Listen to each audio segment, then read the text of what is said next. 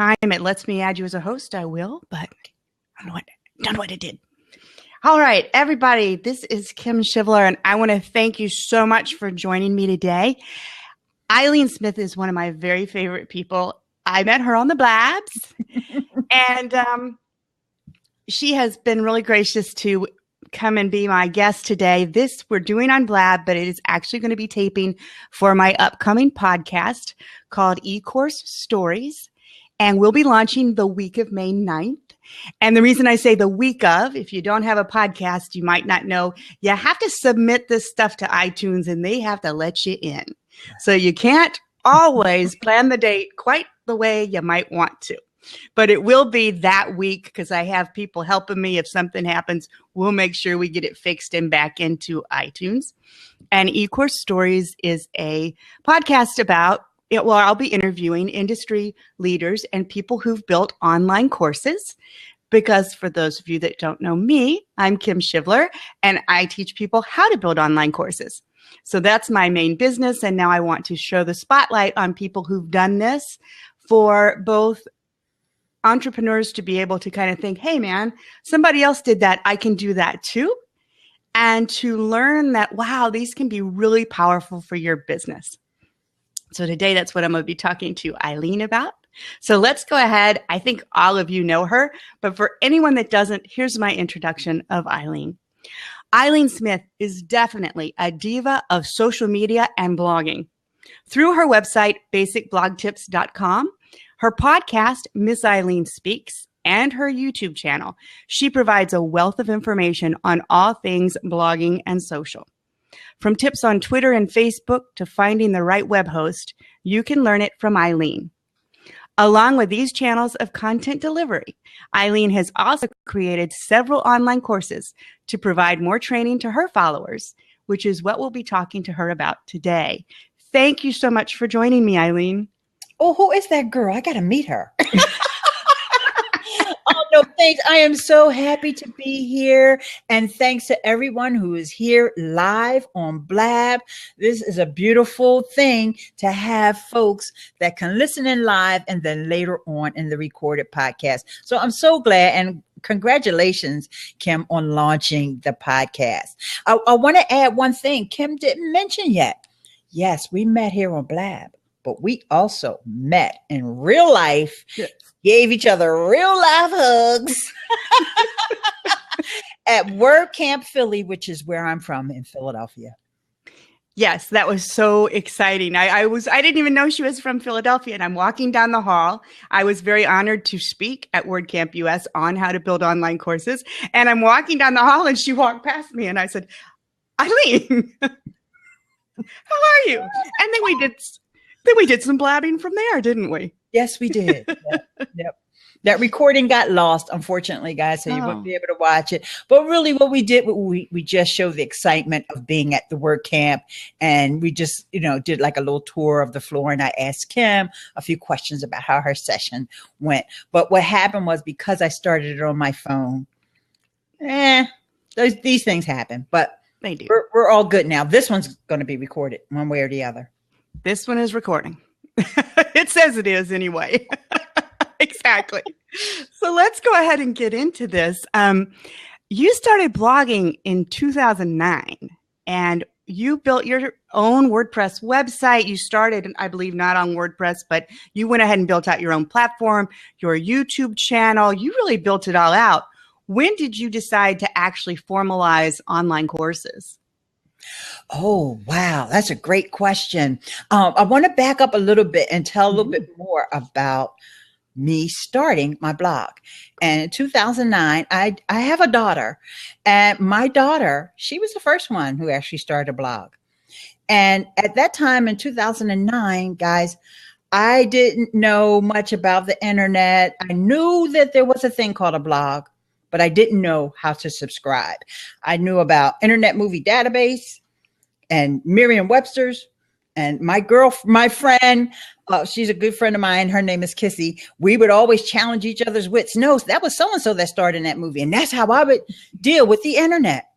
And so when my daughter said to me one day, Mom, I have a blog. and it was on WordPress.com. So I was like, oh my God, I got to subscribe to my daughter's blog. I was like, oh, blogging was like, it wasn't like an everyday, word like it is now. It was just like, oh my God, I got to subscribe. And I'm filling out this form. And I was like, I wasn't subscribing. I was signing up for a blog. So I started blogging by accident. Okay, guys. And I had this idea in my mind, Kim, I'm going to talk about everything. I'm going to talk about music and life and love and anything that comes to mind. That's what I'm going to blog about. I was just so empowered.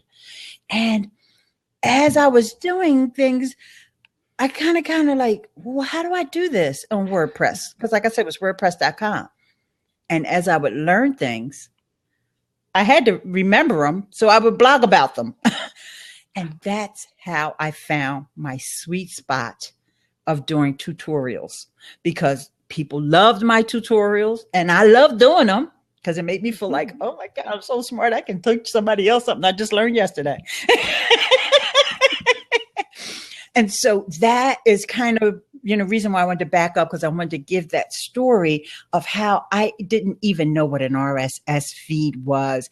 I didn't even know what a blog was. I just signed up by mistake, but I felt so empowered once I could put my own thoughts out there. And then when I could learn something, rehash it and teach it to somebody else, you couldn't tell me nothing then. So I started with the YouTube next. And then I'm not sure when I first heard about Udemy. I think I actually signed up for a YouTube course. I actually paid for a Udemy YouTube course, but I never thought about teaching at first. And then as time went by, I started to meet more and more Udemy instructors. And I started to get the idea like, I could probably do that. I'm teaching people. I got YouTube videos. And Rob Cobbin, he's one of the people that inspired me. And he's a very popular Udemy instructor and online instructor. He's got everything on his website now too as well. He really encouraged me and kind of held me by the hand and told me, he said, Ileane, you have all these YouTube videos. Just use Udemy, repurpose your YouTube videos into a course. And that's exactly what I did. Of course, when you do it that way, you have to offer them for free. So I did that. And then I started replacing the videos one by one, because the thing is, to get through that process of Udemy, they will say, no, this course isn't good enough. You need to add, and for me, it was, you need to add a little bit more. They like you to have audio, video, and PowerPoint, or some type of written. And so I needed to add a little bit more audio. And I was like, that's no problem. I'll just convert one of these YouTube videos into audio. And so, but you go through that process. And this is why I would recommend for folks to go through Udemy, because they teach you how to teach. Excellent. I didn't know the background there. I love that. And I'm starting to sound is everybody hearing a bit of an echo from me?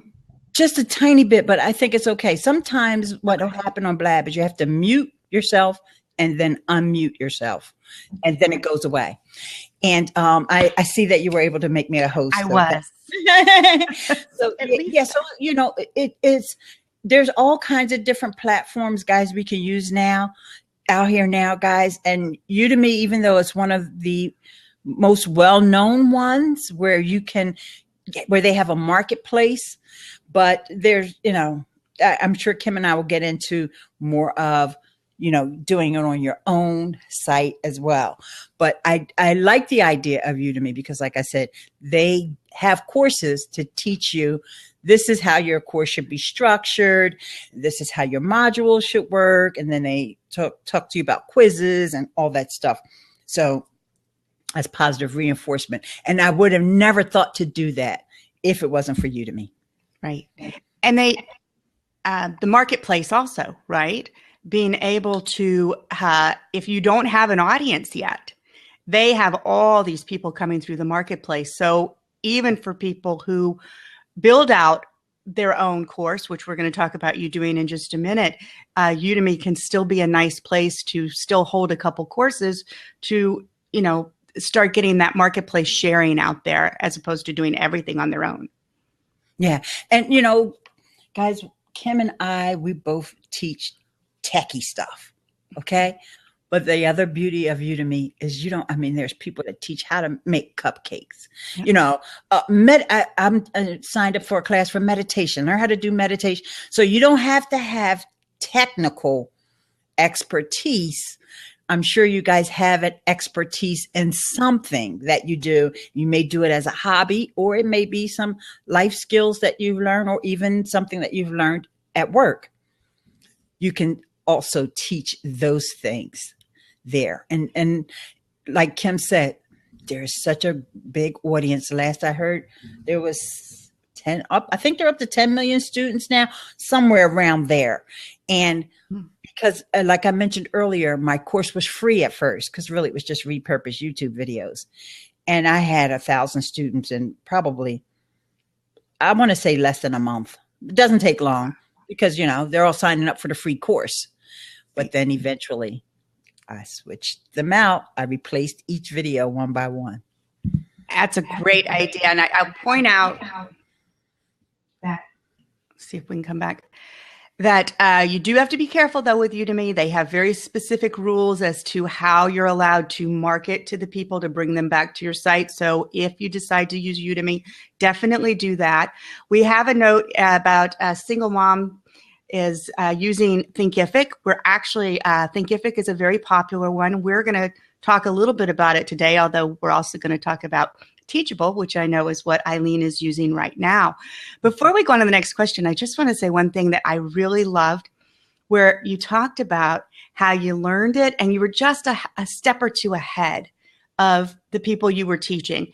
And as I teach people how to, just like you said, I teach people how to teach. I have a master's degree in education. I've been teaching for over 20 years. And not all of these people are teaching technology. It could be meditation or cooking or whatever. But what happens a lot of times is people get so wrapped up in their head about, I'm not enough of an expert to teach this. And you just have to remember, you need to be one step ahead of that person learning. And sometimes you're the better teacher one step ahead. Because like me, I'm pretty good at teaching technology, but I've been doing it for 20 years. Sometimes I take something for granted that maybe someone that just learned the week before is going to actually sync better with someone who's really, really a newbie. So just my motivation to all of you, if you're thinking about building an online course, don't let it think about, am I enough of an expert? You are. As long as you're one step ahead of who your audience is going to be, you're enough of an expert to do that. Mm-hmm. And then that's another reason that I do like that marketplace at Udemy, because it's giving you exposure to folks that that aren't already in your circle, that you haven't come in contact with. So they're at all different skill levels. But you also, because they can comment and ask you questions, you can continue to build out your course, because you can answer the questions even with another video. And they can also critique you. So even if there is some things that you need to brush up on, like maybe your audio is a little bad, or maybe you need to improve your lighting, or, things like that, you'll get that feedback. And, you have to have a little thick skin, but it's not like YouTube comments where you have to have really thick skin. Yeah, those but it's only going to make you a better instructor. Because you got to remember, guys, some courses, like I have a YouTube course. So there's a lot of people teaching YouTube. But the folks that have signed up for my course, the ones that have paid, it's not just the YouTube course. They're also buying into me. They're also buying into my teaching style and what they've been attracted to through watching, because you get to see a preview from watching the previews, or they maybe already know me from my YouTube and all the other stuff I do online. So your personality, don't ever think, oh, there's a million courses out there on my thing, I'm not going to try to teach that. Sure, because you're bringing your own unique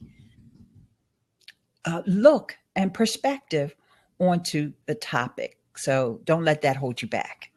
Absolutely. That's so critical. Again, it's not just that not being nervous about your own expertise, but it's just because it's been done doesn't mean that that's your audience, right? You have your tribe, Ileane. Your tribe is not going to anybody else just because they start teaching how to do YouTube. Mm-hmm. And just because someone else is teaching it, we all see that. It does not. I was in a class recently, and it was a speech writing class, and someone was saying, someone was hesitating. Well, this is was kind of one of the Brene Brown type of topics that she does, and the instructor said there's one Brene Brown, but there's not only one person that needs to talk about that topic.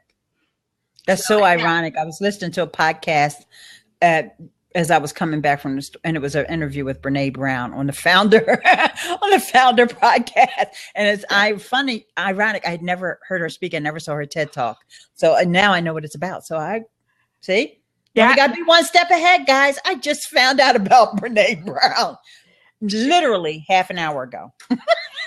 Okay. See, perfect. And David put in the comments, they haven't even stopped printing cookbooks yet. Same philosophy, right? Yeah. How many cookbooks are there? And for people who buy cookbooks, I am one of those, we can buy hundreds and hundreds and hundreds of cookbooks because there's always something else to glean, right? So yeah, absolutely. Thank you for that. Those words of wisdom for people, Ileane. So let's talk a little about your current platform. Okay. And let me just give a little background for folks who may or may not be familiar. Teachable used to be called Fedora. And I've even referred to it in a couple of my videos, and I'm like, I can't change it. And I went and found a couple of references in some of my blog posts. I was able to change those, but it used to be called Fedora. And this is also a lesson in branding, guys. That name Fedora was getting very confused, and it was diluting their message because, of course, if you search Fedora on Google, you're going to find hats. Okay. So they made a very smart move and at a very critical time by changing the name of the platform to Teachable. Because, if you hear Teachable, just like someone earlier mentioned, Thinkific, you already know it's about something that's going to, you're going to learn something there, right? It's going to make you think. It's going to improve your brain. So Teachable is a platform, and they do have a free version, guys. So the difference is there is no marketplace. You have to bring your own students. Okay. Now, there's a good thing and a bad thing about that. The good thing, even though you have to bring your own students, you also make your own rules. You could have one video, and that could be a course. And I know because I have one like that. You can't do that on Udemy. Okay. The length of the videos are up to your discretion. The mixture of, if you remember, I mentioned earlier, Udemy likes for you to have audio, video, and written text. You don't have any of those restrictions when you're on Teachable. You can have all video, you can have all audio, you can have all text, because you're the one who has to sell the course. You don't get help from a marketplace like Udemy.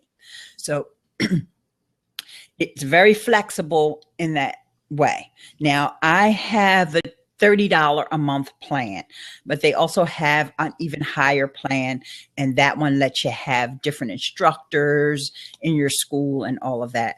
But I think the $30 a month plan, they let you have a free trial. I think you can try it for 60 days or something like that for free. And that lets you have your own domain. So mine's, instead of it being teachable.Ileane Smith, it's learn.IleaneSmith.com. So you can create a subdomain on your domain with the Teachable platform. So it's pretty neat. So that seems to give you, I would say, the best of both worlds, between having something where it's Udemy, where they truly are controlling everything, and building out everything in your own WordPress install, because that is an option also, correct? You can have a learning management system plugin, build your own WordPress with your own forums and everything, which has a little bit more power, but a lot more overhead and headaches. Right. And they're hosting your videos. And I know they use Wistia only because I heard an interview with the guy who's the head of Teachable, that they use, and they come on Blab sometimes as well, Anchor, and they use Wistia to host the videos. So you don't have to worry about hosting. If you do it on your own site, you have to get your own hosting. Now, you could get Wistia on your own, but that's another expense. Exactly. So, exactly. You know, or you could use Amazon, and you know, people say Amazon's really cheap. I don't know. I don't use that. You guys know I'm using Teachable. Right. Because, and you know, if I ever started to get to the point where I've had a lot of courses, like Kim does, Kim's got a whole lot more courses than I do, then I probably would think, maybe I should just bring some of those over, get one of those plugins that Kim recommends, and bring them over into my own area. But for right now, it's hassle-free. Mm-hmm. And the other thing about going from Udemy to Teachable, it's like one click. They import, all you have to do is sign in and sign into Udemy and click a button and import your course right over to Teachable. So that was a real smart move on their behalf, because they know that's where a lot of the instructors are already, you know, settled in, and to make it easier. And then you don't have to sit there and upload each and every video one by one. They bring them all over. Now, the only thing is, because remember I mentioned quizzes on Udemy. The quizzes don't transfer. They have another plugin or extension or something that you can use to do the quizzes. And then also with the comments, you need to sign up for Discuss and use Discuss there on your course for the commenting area. Excellent. That was great information. And so I think what you see then is Teachable is a perfect middle step even, right? As you build more and more courses and you want to do, for example, my next rollout is pretty much got its own little social media membership area within the course structure, but that's a lot more overhead, a lot more planning. Folks, if you decide to go that way, please touch base with me just even on the planning, or you'll get halfway in and it's not easy to make the changes. So yes, I think that the Teachable and the Thinkific, which someone mentioned, Thinkific and Teachable are very similar. They're kind of competitors. Thinkific is a little newer to market, but they both give you that option to fully brand yourself in an automated course arena, still have ownership of the emails people submit, that type of thing, and without having to build out your full big platform. Mm-hmm. So those are two for you to look at if you're interested in going that way. Now, we're coming up on the half hour, and I do want to be respectful of Ileane's time. So I have just a couple more for you, and then if you're still available, could we maybe open up for some questions, Ileane? Absolutely. And Kim, actually, I want to address, because there's two young ladies that are in the audience here that are really, really wonderful gals. I've talked to both of them before, and they seem to have the same problem, and it's the same struggle that I had before I started with Udemy. And if it wasn't for, like I said, my friend Rob Cobbin, and that's Cubbon, and you can go to robcobbin.com and you'll see he publishes his income reports and all that stuff. And he also has these courses on his site the way that Kim does.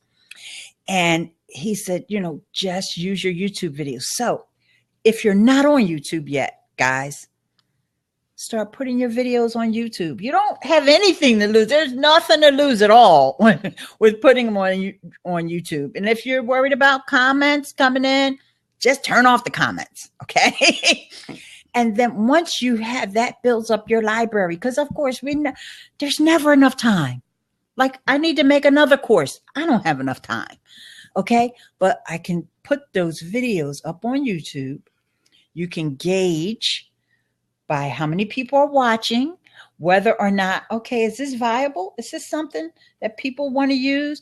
I have an extension that is called TubeBuddy that I can tell you guys about that'll help you refine your keywords and things that you use in your titles.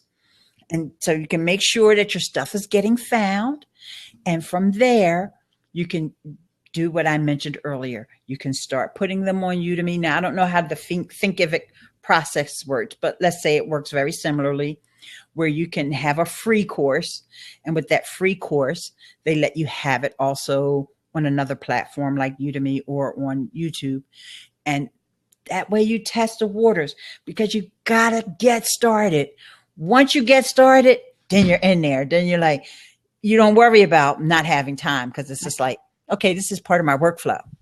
But if you don't start, you'll just be sitting there a year from now on one of these interviews with me and Kim saying, I don't have time. That's right. You just got to start. Absolutely. And I'm going to just right here throw in a quick plug for myself.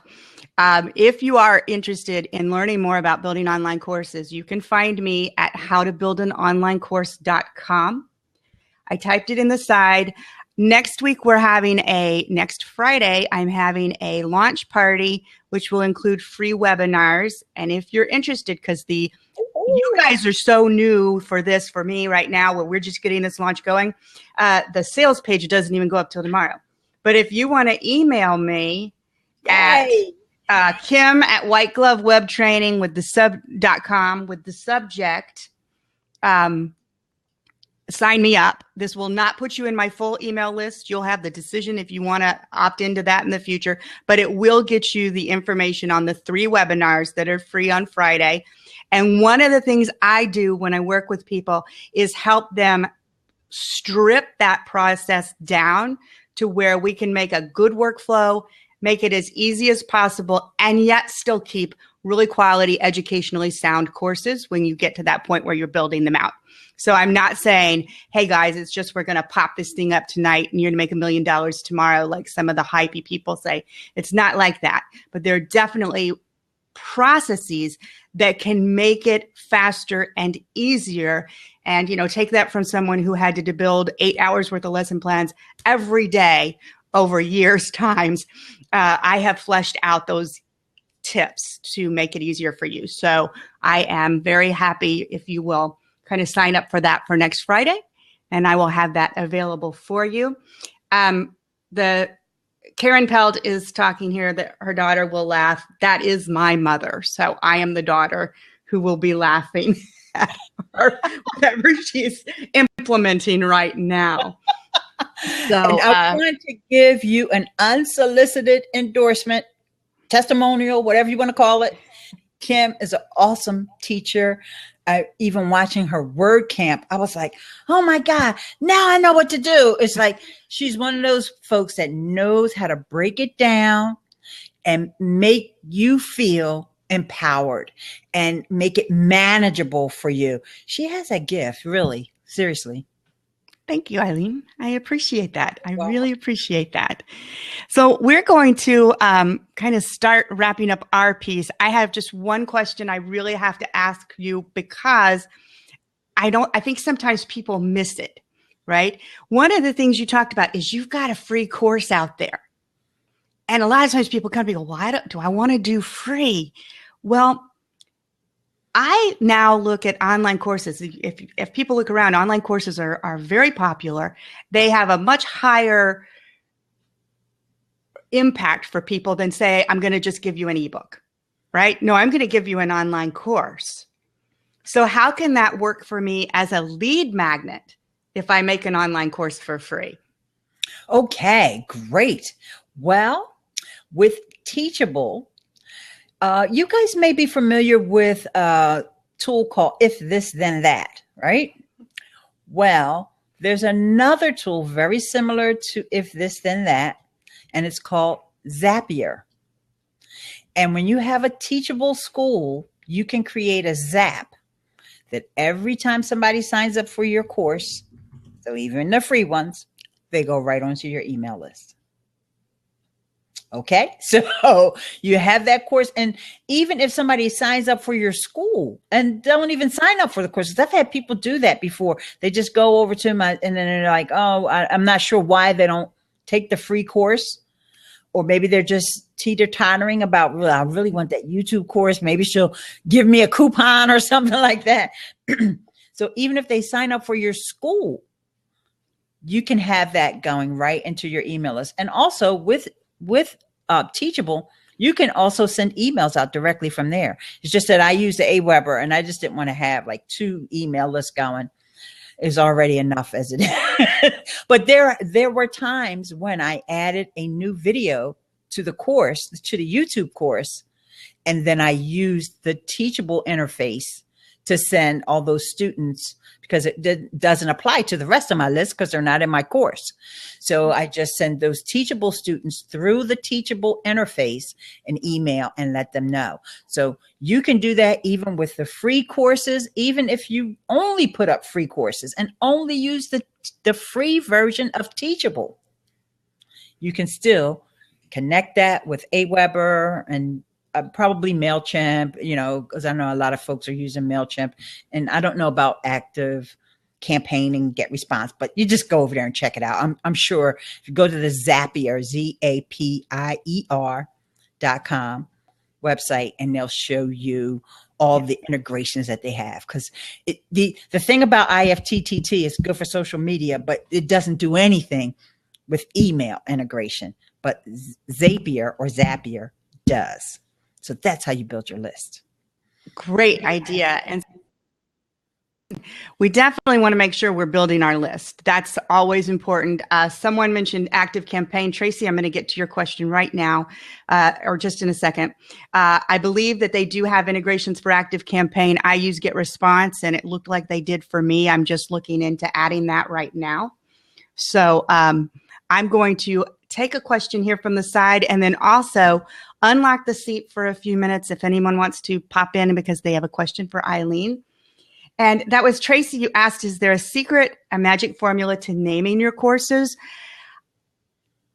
I would say for me, the biggest key with naming your courses is to really make sure that they explain what they are. Sometimes people say, well, do the same kind of rules you would do with headlines.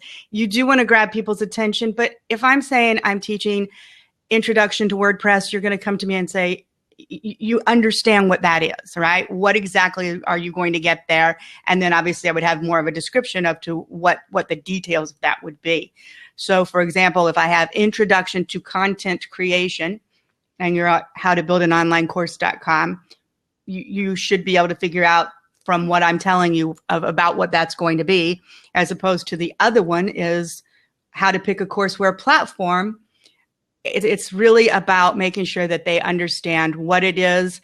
And if when you're doing email around it, you want to add a sexier title or headline, I'd say go for it, but make sure your titles are really descriptive for the student. It's really about the student, not about you always. I agree, because for one thing, guys, remember that most course platforms, and even if you're doing on your own website like Kim, you're going to offer folks an opportunity to get their money back. There's going to be a refund. Okay. So you don't want to say, learn how to lose 50 pounds in 5 days with my course. Because first of all, you guys know you can't lose 50 pounds in 5 days. But if you want to say, learn how to eat healthy, because that's what you're really going to be teaching, or learn how to do certain exercise, because that's what you're really going to be teaching. You don't want to make these sensational claims, and that's not what you're really delivering. Now, when you tweet it out on Twitter, you can make all the sensational claims you want, but on your sales page or the description of the course, you're going to be more specific to tell people in the first section or the first modules, I'm going to introduce you to how to eat more healthy, or I'm going to introduce you to all the pitfalls there are and what causes you to not eat healthy, or whatever your course is about. So you want to have a clear and concise title. You don't want to sensationalize. Like, I think mine's is getting started with YouTube video marketing. And I think on Udemy, when I had that course, it was how to get hundreds of views to your YouTube channel. And I had people approach me and say, you don't have hundreds of views on a video.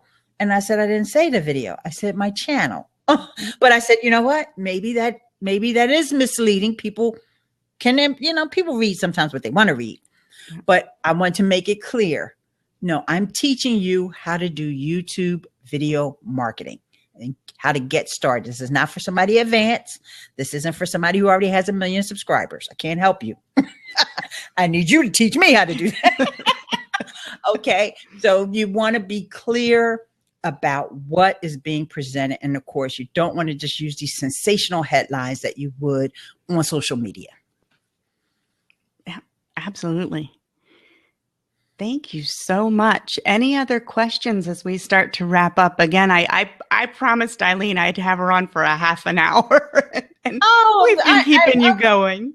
I'm fine. I'm fine. If you guys have questions, I didn't get a chance. So now that I put my glasses on, I'm going to go back and read. Does anybody had a chance to tweet this out? I've been tweeting the last 30 seconds. Okay. Well, I want to see if I can get the little video, but I have to take my glasses off before I do that. Stan Bush always laughs at me when I do that. So there's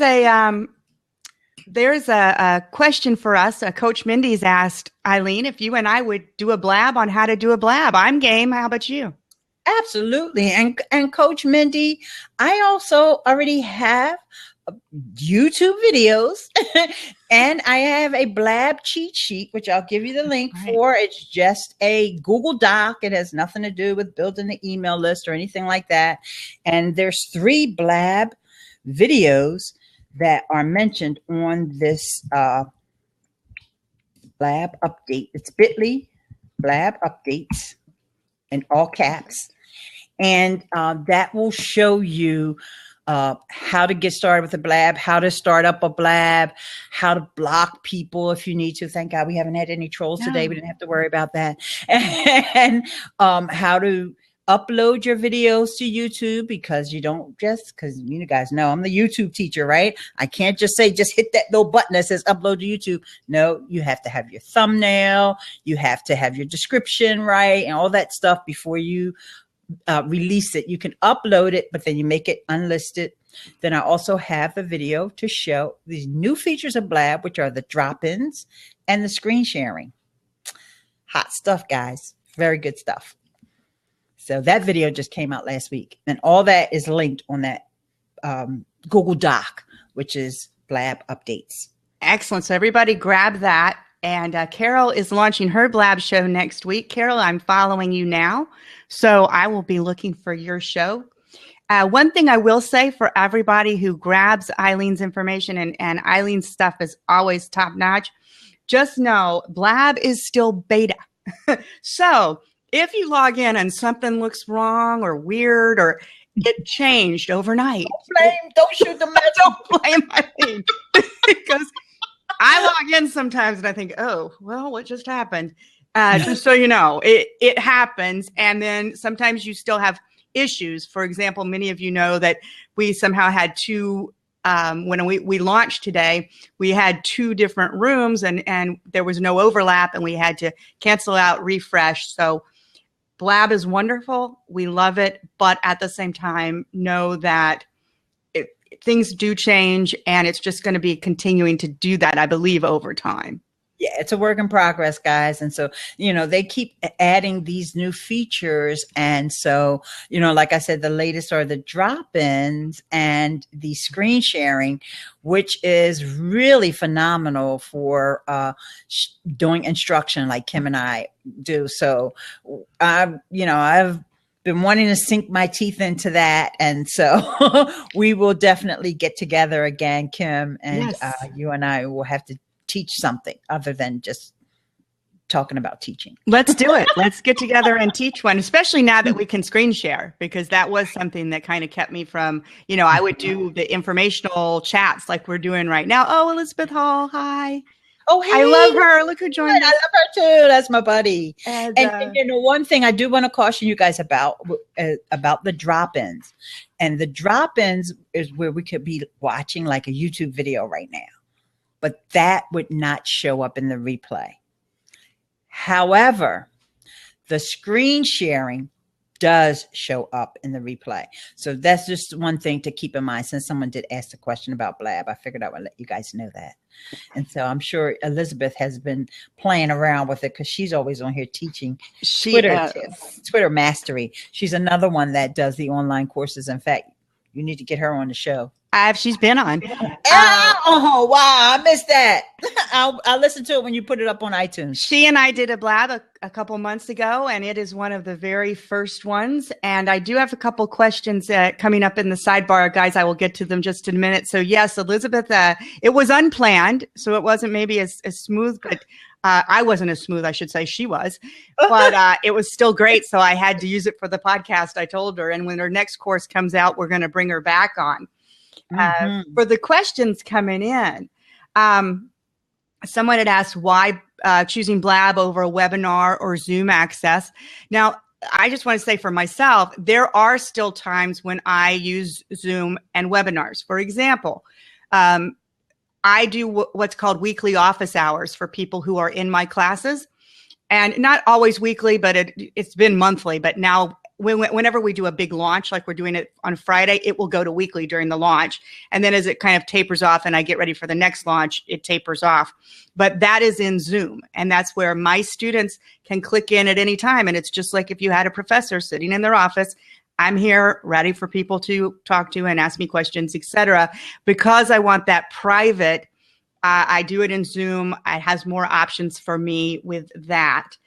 And then I still do webinars also when I want a larger audience for very specific things, or when I want to do full size screen sharing, that type of thing. So I think there's a place for all of it. And you said you do have a webinar coming up Friday, right? Yes, I do. Want to make sure, because a lot of folks just came in. So let's make sure we get everybody that information. Hi, Marion. And also, Anthony is asking about Kajabi. And I don't have experience with Kajabi, but Bonnie L. Frank here on Blab, and you can find her on Twitter under Bonnie L. Frank, spelled just the way it sounds. She uses Kajabi. In fact, you can go to BonnieLFrank.com and you'll see what the Kajabi platform. She was just talking about it on a Blab yesterday and how much she loves it. I have not used it. Kim? I have played with it a little bit, but not their new platform. They've just rolled out a new one. And I think it's powerful. I tend to, when I'm going to that level of membership site and courseware, etc., that tends to be my cue to build out my own site. So it's kind of like a little bit more breadth to it usually for most people than for example, using Thinkific or Teachable. Most people put their whole everything in there, their website, everything, as opposed to just using it as this extra. So for me, when I get to that level, I want to build out my own and have full control, because if I'm going to have my whole platform, I want to have control over it. Yeah. And Kajabi is for somebody who's not a WordPress blogger. Yes, they're not as and that doesn't want to deal with the technical side. You know, that's another distinction. So if you're already on WordPress, which a lot of you guys are, and maybe not everybody, but if you're already on WordPress, then you probably wouldn't want to go with Kajabi because there's so many other options out there. But Kajabi, like Kim said, if you don't have a website, or if you're on Squarespace or something and you're like, or Weebly, I think Bonnie was on Weebly and she was just like, let me just scratch this whole Weebly thing. And because she just doesn't like WordPress. Everybody doesn't like WordPress. Right. It's like probably 5% of the people in the world, but can't be too many of them. The rest of us all love WordPress. But it also, Kajabi gives you full manage, similar to like a Rainmaker FM does. You have the full aspect of being able to have a whole membership site and everything on their platform. So the pros are they manage everything. The cons are they control everything. But whatever is perfect for you is what's perfect for you. There's not a right or a wrong for anybody. Hi, Adele. Oh, thanks. Adele was with me this morning. We had a blab at 6:00 this morning, and Adele was there. And he's in love with WordPress too. We are too. Yes, he's a WordPress lover as well.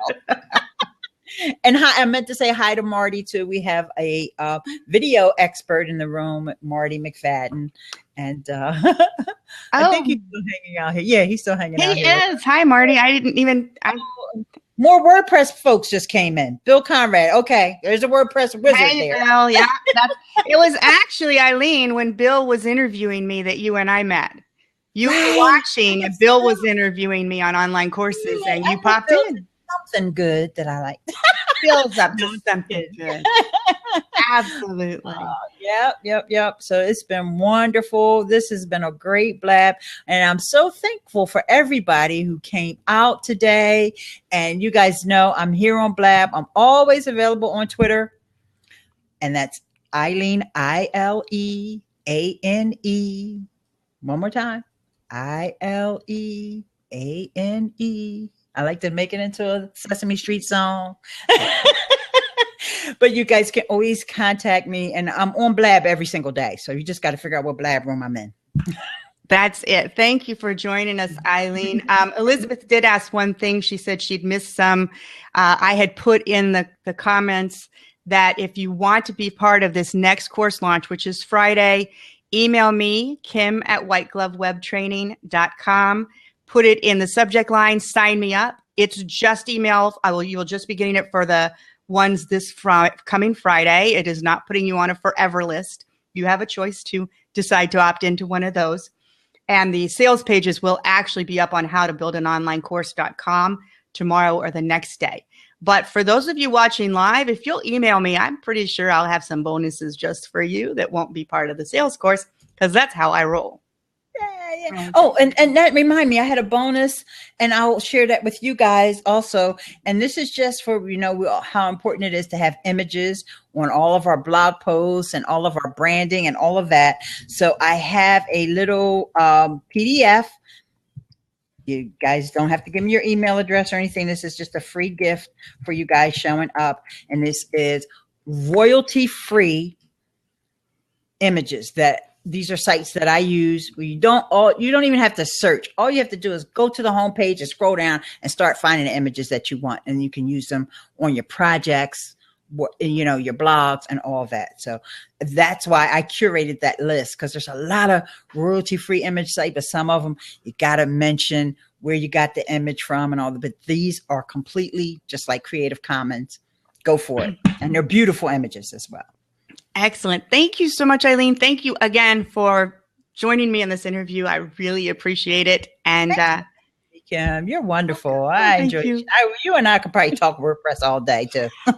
I think we could actually, but I've promised someone I would go out for a late lunch this afternoon, so I'm going to go do that.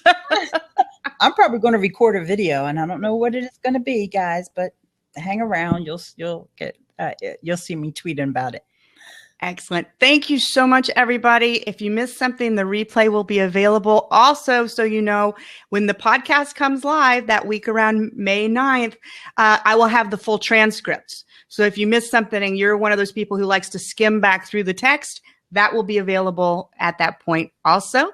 So keep an eye out on that. If you're on my list, you'll be hearing about it. And I hope to see some of you Friday for the webinars. Yeah. What's the times again that you're having the webinars? I have 3 of them, 11, 12, and 1 Eastern time. So that way, if you guys, I do have some wonderful West Coast fans, and I try not to do things at 9 in the morning because not all of them are up. Now you're going to be able, if we sign up, we're going to also be able to get the replays, or you'll get the replays, you'll get everything. Okay. So you can sign up there. Signing up. You probably got me signed up already anyway. So I think I do. So Elizabeth, for right now, since they're finishing my sales page as we speak, Well, that's nice. Joel is coming in. Here's someone who also has some. Oh, let's let Joel come in. Hey guys. Hey, Joel. Hey, Joel, How's it are going? you? It's nice to see you. I am well. And guess what? You're actually in front of a live audience right now. Let me see if I can show you. Well, hello, live audience. Hi, live audience. I'm demonstrating Blab to the folks here at the Impact event, and you won the lottery. That's a lottery also. Well, I follow Joel on Snapchat, guys, which I recommend that you all do. And he does such a fantastic job of doing those Snapchat stories. And he's always introducing folks to this Blab platform. Thank you so much. Yes. Wonderful, wonderful. Cool. Well, I don't want to disturb your show. Thank you for allowing me to come in. We're going to go into stalker mode. And all right, ladies. Love having you. Okay. Bye, everybody. Bye. Thanks for joining us.